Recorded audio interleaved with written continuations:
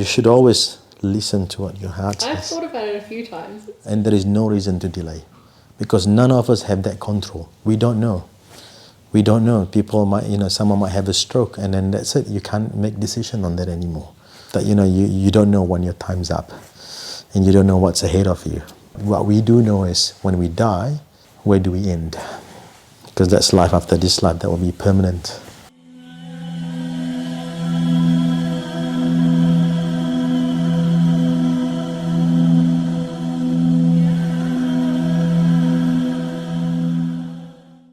Actually have a seat, right? If you have time, happy to have a discussion with you because you're a mental health nurse, right?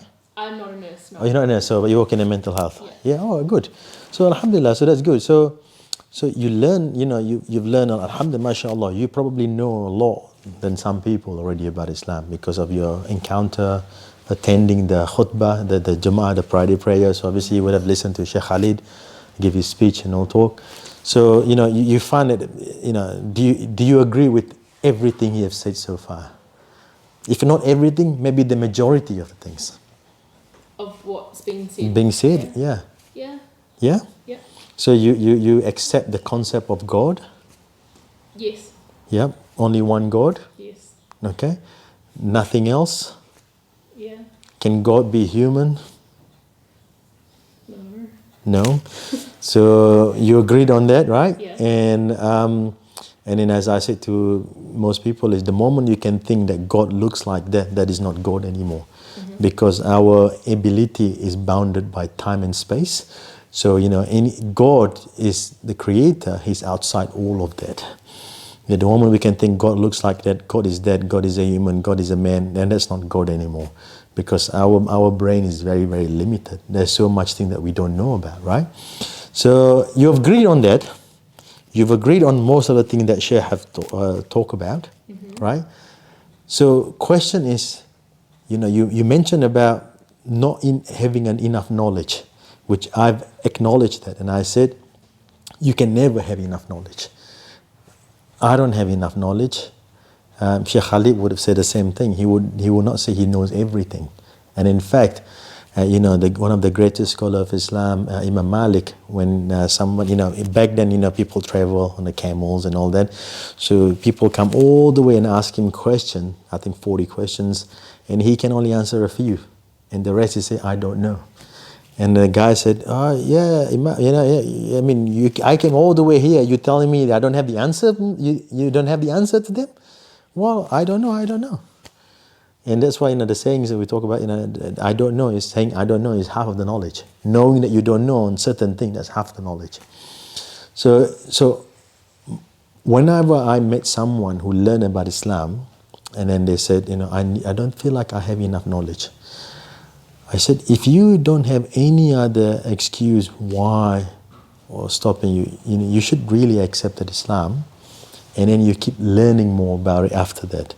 Because the process is not just ends there. The moment you accept Islam, you have to keep on going. Just like myself, I have to keep learning about Islam more. I can never say, I've known everything. And if I say that, I'm a liar, because I can never know everything. So if you've been informed by Sheikh Khalid and other people at the masjid and all that, this is it, this answer, and your answers satisfy you, and if you think this is the truth, you should accept Islam. If you don't want people to know about it, you can keep it as a secret. And then you can just slowly learn about it until you're ready to talk about it. And that's something, it's going to be a process. It's not going to be something that you do and then that ends there.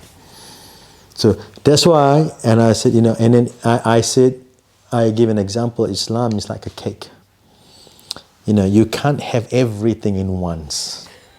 Because we all love cake. I love cheesecake. And as much as I love cheesecake, I can't have all of them in once because I'll start to vomit. Yeah, but rather, I have to, you have Islam like a cake. You learn portion by portion by portion by portion, and it's over a period of time. Just like the companions of the Prophet, took them, many years. They were drinking alcohol, and then the message about to stop drinking alcohol come later. So it's a process. There's a process with a lot of things. So I'm going to the training that's being run through Auckland. Mm-hmm. That's probably where I'm getting a lot of my information from at the moment. And then I carry around the little book, the prayers in it. So Yeah. whenever I'm free, I read that. But I guess it's probably, I don't want to make a really big mistake. Okay. Even at the mosque. Doing Right. something. But one thing that I have to remind you, as a duty for me to remind you, not putting pressure on you, but reminding you, there's two things that we are certain in life. Yeah. Taxes and death. All right? And, you know, when I said, this is a joke that I always started, right? Taxes and death, right? But the truth is, death is something that, you know, we don't know when that's going to happen. You know, that something can happen tomorrow, next month, next hour, we don't know. So you know, one of the things that we were told in Islam, you know, something good, we don't hesitate. So, for example, if I decided to donate some money, you know, one of the things that we're being told, we don't wait, I'll donate tomorrow. Because tomorrow never come to me. Yeah, sure, I may be rewarded for my intention, but it will not be the same that for me to do it. So this is what I teach my children, my son. Because my son, the other day, I took him out, we were at the petrol pump, and there was a homeless guy asking for money. And he said, Dad, he need money. And then he said, we should give him some money. And I said, look, I don't have a cash. And I said, oh, look, I don't have a cash. He said, well, you should told me you should donate the money, right? Because, you know, this is something good. And I said, yeah. And I said, well, you know, go and get some money then. We have to go to the ATM machine, because that's what he knows, right? And I said, yeah, but ATM machine is on that way. Well, you told me you should donate the money. And I said, okay, my son is 9:30 at night. It's after Aisha said 10:30 at night. I said, let's go. So I went all the way, go one to the ATM machine that I know, take the money out, and then we went back there, and then he wasn't there. All right? That's something, you know, that's just for something small like donation, right? Something big like accepting Islam is even something that I would say you should really think about it. You know, and in fact, if you you even probably should accept Islam now if you're happy, you know, because whatever happened in the future, we don't know. And in the moment you accepted Islam, you know, it doesn't mean that it stops there. It's actually a start of something new. There's many more things to come. Unless if you have certain issues that need to be acknowledged before you accept Islam, then yes. But it doesn't sound like you have any issues anymore. You're pretty much already learning, you're already accepting it. So, you know, this is when I say to most of people I knew, this is what you should do. You should accept Islam. If there is no reason to hesitate on that, don't hesitate. Because the delay and all that you've been you're hearing, sometimes those are what we call the shaitan, or the devil. They're the one who wanted you to delay. You know, that's, yeah. Have a think about what I've said, you know. There are many, there are so many ways to gain the knowledge, and you can never learn enough. But you should always listen to what your heart says. I've thought about it a few times. It's just Yeah. every time people do like the converting part, it's it always seems like such a big thing, and I'm quite shy. Well, look, there's no need for camera. There's no need for anyone else. This is what 4:40 now. No one is going to turning up.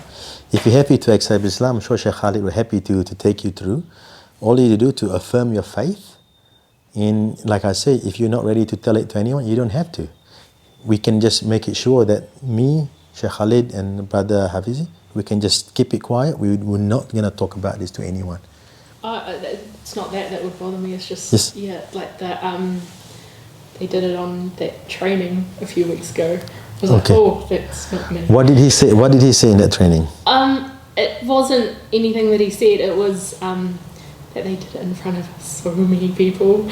It was very yeah.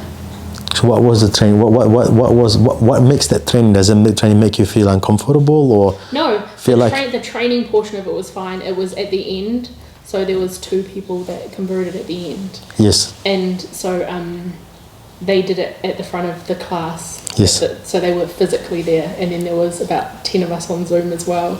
Yes. And it was like, oh, that would be too much for me. Yeah. Well, you don't have to do like that. We can just do it here. I mean, that's all that we have to do. So that what I'm saying for that is, there are two reasons for that. Some people, they do that because, that's what they want. Yeah. And sometimes we, our Muslim community, because we always excited when we see someone embracing Islam. So we want it to be big, right? But you don't have to. And there are people who I knew who are happy to accept Islam with me over the phone. I got the other guy. It's an option. It is an option for anything. So like right now, Hafizi will not speak about it. I will not speak. We can just take a Shahada now. You become Muslim, and then that's it. And then you're a Muslim, then you can just continue what you do. Because right now, all the good actions that you do as a Muslim, then that's when it's accepted and rewarded, right? Before that, inshallah, it will be accepted somehow, but that's the basis, the foundation of it. Sure. Yeah. And there is nothing big. All you have to do was, Sheikh Khalid, and it will take you through that. And it's not going to be me, it's going to be him. But if you really believe, if there's nothing else that stops you from believe what you need to believe now, and there is no reason to delay. Because none of us have that control. We don't know. We don't know. People might, someone might have a stroke, and then that's it. You can't make decision on that anymore. But inshallah, Allah will judge and reward accordingly. But if you got the option to do it while you are in full health and do that in the time and space that you have right now, then why don't you do it? Yeah, it doesn't have to be big. You do take Shahada, accepted Islam, and it's like you can never know everything. That's what I learned.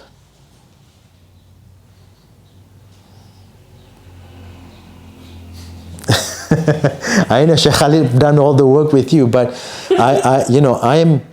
I consider myself like a practical guy, like I said, and then you work in mental health. I work as a medical doctor. I mean, doctor before, I used to work in surgery, and sometimes we operate on someone, the next day they die, and then when I used to be actually a pathologist. I used to work in pathology for a short time.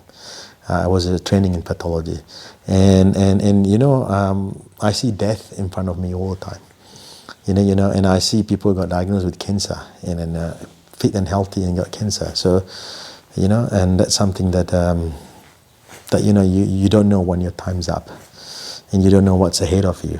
But but what we do know is when we die, where do we end?